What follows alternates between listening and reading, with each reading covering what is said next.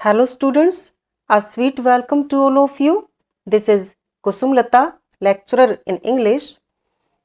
प्यारे बच्चों, आज हम क्वेश्चन पेपर 2020 का लास्ट सेट अर्थात सेट डी सोल्व करने जा रहे हैं. सेट ए, बी एंड सी हम ऑलरेडी सोल्व कर चुके हैं. तो इस सेट के साथ ही हमारा क्वेश्चन पेपर 2020 कंप्लीटली सोल्व हो जाएगा. आप प्रैक्टिस जरूर करते रहिएगा. और बच्चों, यदि आप लोगों की भी इच्छा शामिल रही तो एक टेस्ट हम ऑर्गेनाइज करेंगे इसी क्वेश्चन पेपर के रिगार्डिंग. यदि आप भी इससे सहमत हैं तो कमेंट बॉक्स में लिखकर जरूर बताइएगा. तो let's now solve question paper 2020 set D and here is the grammar portion. Question third part A, change the form of narration. Here is the first sentence. He said, I shall go there. तो बड़ा ही easy है बच्चों. शायद मुझे ज्यादा explain करने की जरूरत नहीं है. इसका इनडायरेक्ट नरेशन हो जाएगा He said that he would go there. फिर भी थोड़ा बता देती हूं, सुनो. डायरेक्ट नरेशन में यदि शैल या विल है तो इनडायरेक्ट नरेशन में उसे शुड या वुड में चेंज करते हैं. इस बात का तो आपको पता ही है. अब आपको यहां पर यह कंफ्यूजन हो सकता है कि शैल को तो शुड में ही चेंज होना चाहिए था, उसका वुड कैसे हो गया.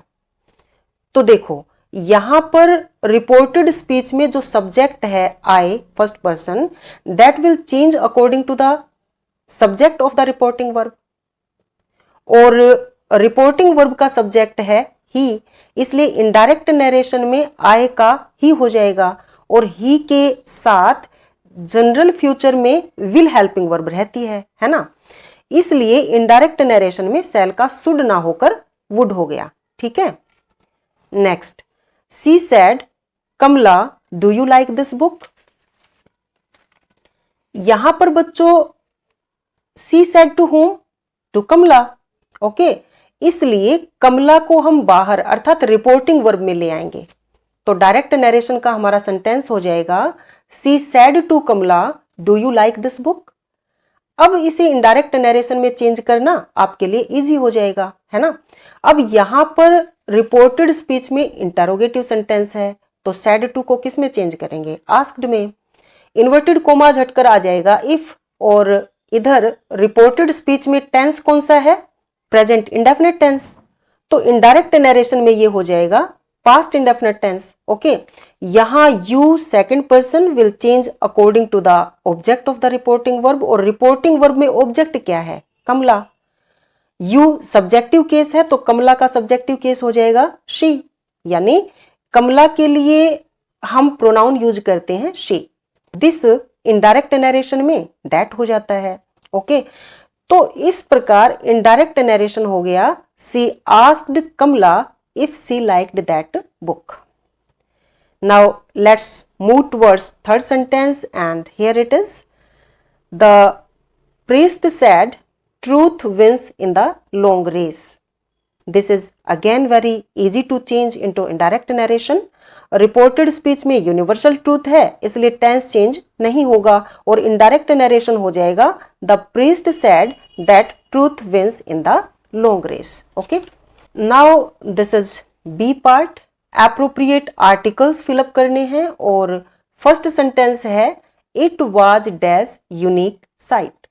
तो यहां पर unique यह कॉन्सोनेंट साउंड है इसलिए यहां आएगा A. It was a unique sight. Next, I read dash Gita every day. Gita बच्चों इज आवर होली बुक, है ना.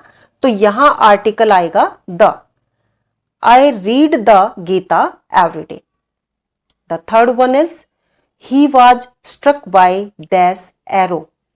Arrow, a vowel sound इसलिए आएगा an. He was struck by an arrow. Now let's move towards C part and this is your first sentence. C dash swim very well. Options हैं can and shall. Obviously यहां can आएगा क्योंकि यहां पर present time की capacity या कहे कि एबिलिटी को एक्सप्रेस किया गया है। ओके, इसलिए she can swim very well. Now the second one is you dash work hard this year. Option हैं मस्ट एंड वुड। यहां पर आएगा मस्ट क्योंकि यहां एम्फेटिक एडवाइस एक्सप्रेस हो रही है, इसलिए you must work hard this year. Next, dash I come in sir. Options हैं may and will, and you all know may आएगा। आप सभी प्राय इस सेंटेंस का यूज करते हैं, है ना। व्हाई? To take permission. तो क्योंकि यहां पर परमिशन ली गई है इसलिए मे आई कम इन सर। तो बच्चों अब लेते हैं D part, change the voice. The first sentence is where did they see you. इसका पैसिव वॉइस हो जाएगा where were you seen by them.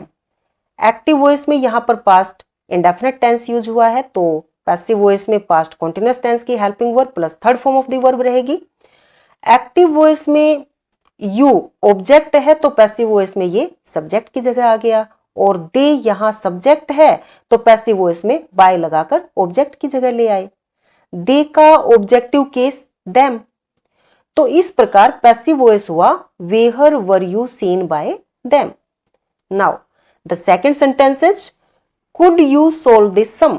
Could ये मॉडल ऑक्सिलियरी वर्ब है, तो पैसिव वॉइस में could be plus third form of the verb रहेगी, और passive voice हो जाएगा could this sum be solved by you. Next, summon the peon. यहां पर ऑर्डर है बच्चों, तो इसका पैसिव वॉइस हो जाएगा you are ordered to summon the peon. Now E part, correct form of verbs fill up करनी है। First sentence is he dash back yet, bracket में है नॉट कम। यहां पर प्रेजेंट परफेक्ट टेंस यूज होगा, he has not come back yet.